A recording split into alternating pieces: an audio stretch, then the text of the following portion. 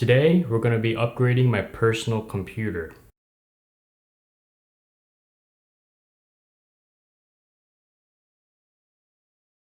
So we're going to have a short video of me just upgrading my personal computer just for fun. So very recently, I upgraded my computer to the 32-core 3990X.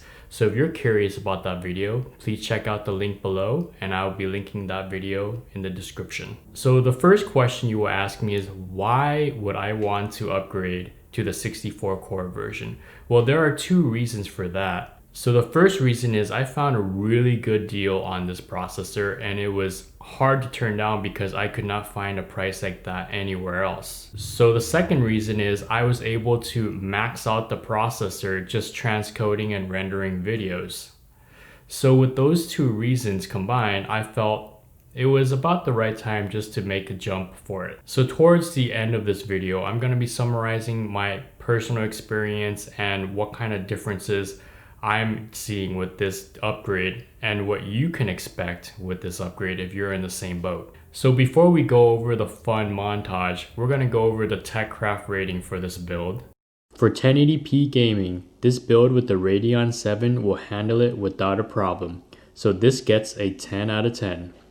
For 1440p gaming, the Radeon 7 along with this processor will have most of the games with high frame rates.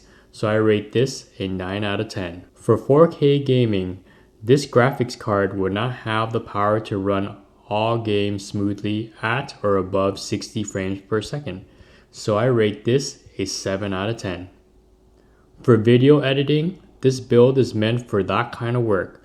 So I rate this a 10 out of 10. Lastly, for web browsing, this build will handle it without any problems. So I rate this a 10 out of 10. And here is a quick view of how this build stands with the best prosumer parts you can buy today. Okay, with that out of the way, let's move on to the build montage.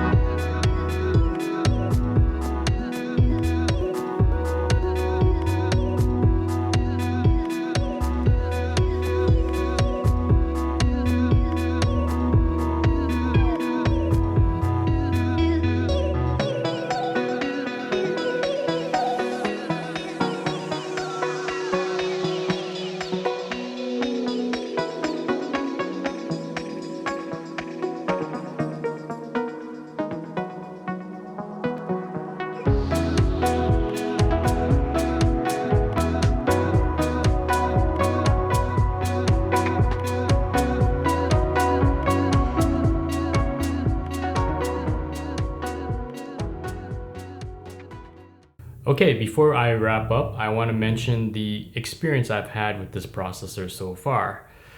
And I just gotta mention first and foremost, I did not notice any difference with the normal tasks like web browsing and playing even video games and even playing videos.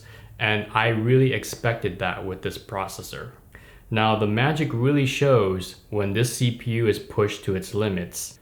And the first thing I did when I fired up this computer was to run Cinebench R20. I know I could read about the performance differences between the two processors, but I had to see it for myself in person. So here is a short clip of just the two Cinebenches running with the 32 core and the 64 core processor. And although the Cinebench scores does not translate to every single application out there, it does give a very good indication of what is the difference in terms of raw performance. So what this upgrade did is it allowed me to do much more tasks in the background, speeding up my workflow without any performance hits whatsoever. So one example from my personal experience is I'm able to render one DaVinci Resolve video, transcode two 4K videos in parallel while playing the Division 2 without any performance hits whatsoever.